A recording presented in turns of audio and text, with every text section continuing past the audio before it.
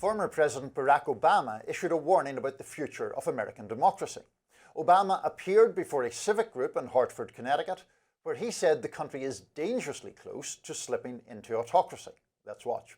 If you follow regularly what is said by those who are in charge of the federal government right now,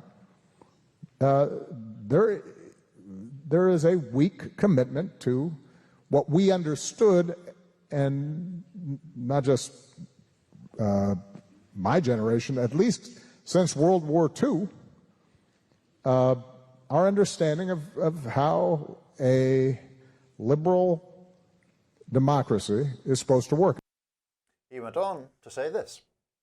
It requires them to take that oath seriously. And when that isn't happening,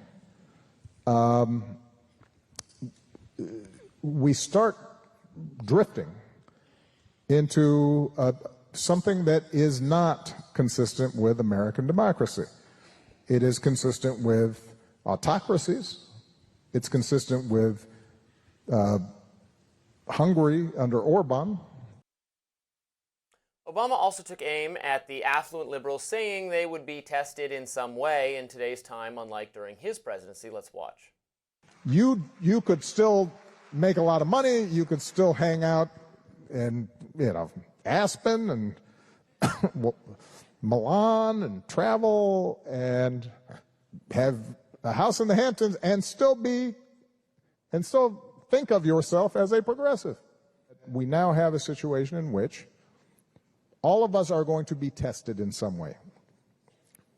And we are going to have to then decide what our commitments are. Speaking just days after millions of Americans demonstrated against Trump in the nationwide No Kings protests, Obama said this about protecting American institutions. There also has to be people in government in both parties who say, well, no, you can't do that. I mean, Barack Obama is filling a familiar role here and kind of, naysaying things going on. He doesn't like it. That's fine. He kind of was evincing a sort of contempt for liberals who go to Aspen, but you're one of them, bro. That's your people you're talking about. I'm sure in response, many conservatives would talk about all the undemocratic, in their mind, things he did. I would point to that there was a consistency in the level of executive orders being issued from Bush to Obama to Trump to Biden to Trump. Of course, I'm very critical of some of the things Trump is doing now that I think are undemocratic, and I don't want rule by executive order. I want rule by Congress, the way our founders intended. That is not characteristic of governance in the modern era, really. Under Republicans or Democrats, a lot of deference to the executive that I think is unhealthy. But I think Obama's criticism there is a little bit more partisan than mine would be. Well, I think Obama was right. I think I would entirely endorse what he said there about creeping authoritarianism. I think you look at the instances, some of which we have talked about before, Trump's assault on law firms that represented his enemies, his desire to bring colleges into his control, his firing of inspectors general, his willingness to defy court orders when it comes to people like Kilmar Abrego Garcia and others, his attacks on the media. Back. We got him back. We brought citizen, not non-citizen Abrego Garcia back to the U.S. We did eventually bring him back, not under the basis. I mean, the administration was seeking to deny or obscure the fact that he had been deported illegally, and have now brought him back and are kind of like, well, it's really about him facing these charges. He was deported to El Salvador in contravention of a valid immigration order. The point is that I think that Obama rightly sees Trump as a one in a generation, if not one in a lifetime, danger to those kinds of American values of pluralism and dissent. And I think we just have seen him deploying the National Guard and the Marines in Los Angeles unnecessarily, in my view. So I think Obama's correct in his diagnosis. Deploying them unnecessarily. Look, I'm a big states' rights guy, as you know, so I don't like to have the feds come in and start, telling local authorities how to run things. I think that has often put me at odds with, frankly, the Obama administration and Democrats, who don't usually feel that way.